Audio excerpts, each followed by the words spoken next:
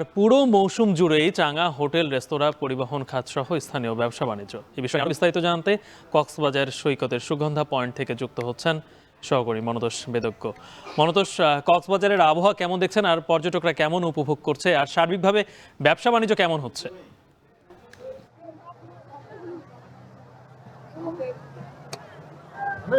গালেব, পুরো পর্যটন মৌসুম জুড়ে আসলে কক্সবাজারে একটা উৎসব মুখরতা আসলে বিরাজ করছে এবং এই সময়টি কক্সবাজারের পর্যটন খাতের ব্যবসা বাণিজ্যের সাথে যারা জড়িত তাদের জন্য অত্যন্ত সুসময় বয়ে নিয়ে এসেছে বলা যায়। এবং আহ, এই যে বিপুল পর্যটকের আগমন, তারা কিন্তু আমরা দেখছি যে যেহেতু মৌসুমটা ভালো আবহাওয়া রয়েছে, সাগরের যে শীতল একটি ভাব, বড় বড় ঢেউয়ের গ্রীষ্ম মৌসুমে আমরা দেখি যে বড় বড় ঢেউ থাকে সাগরে, এখন সেই তুলনায় সাগর শান্ত রয়েছে। এবং এই যে নান্দনিক একটা পরিবেশ, এই পরিবেশটিতে আমরা দেখছি যে দেশের নানা প্রান্ত থেকে যারা ছুটে এসেছেন সাগরের টানে, তারা এখানে বেশ উপভোগ্য সময় আসলে এখানে কাটাচ্ছেন। এবং আমরা দেখছি যে শুধুমাত্র সমুদ্র সৈকত নয়, এখানে যে অন্যান্য পর্যটন স্পটগুলো রয়েছে, বিশেষ করে ইনানি, হিমছড়ি, দরিয়ানগর থেকে শুরু করে এখানে মহেশখালী দ্বীপের যে আদিনাথ মন্দির রয়েছে, কিংবা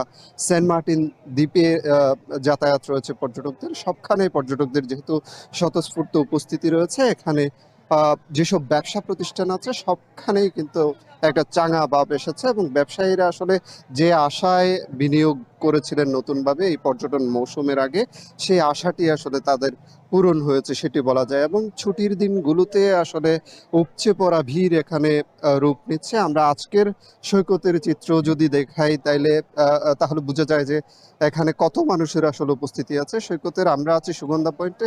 সুগন্ধা পয়েন্ট থেকে শুরু করে এখানে যে লাবণী কিংবা কলাতলি পয়েন্ট, সবখানেই পর্যটকদের বেশ উপস্থিতি আছে। এবং তারা নিজেদের মতো করে আসলে প্রিয়জনদের সাথে নিয়ে, পরিবারের সদস্যদের সাথে নিয়ে কিংবা বন্ধু বান্ধব নিয়ে অনেকে এসেছেন, তারা এখানে নিজেদের মতো করে অত্যন্ত আনন্দ উচ্ছ্বাসের সাথে আসলে এখানে সময় কাটাচ্ছেন। আমরা এখনো দেখছি যে এখানে প্রচুর পর্যটক এখনো সৈকতে উপস্থিত রয়েছে এবং তারা সমুদ্র স্নানের পাশাপাশি এখানে যে বিভিন্ন ধরনের রাইড রয়েছে, ঘোড়ায় চড়া কিংবা জেট স্কিতে চড়া কিংবা বিচ বাইকে চড়া, এইসব করে কিন্তু এখানে বেশ উপভোগ্য সময় আসলে তারা কাটাচ্ছেন। এবং ব্যবসা প্রতিষ্ঠানগুলোতে গিয়েও কিন্তু তারা কক্সবাজারের যেসব পণ্য রয়েছে সেসব পণ্য কেনাকাটা করছেন।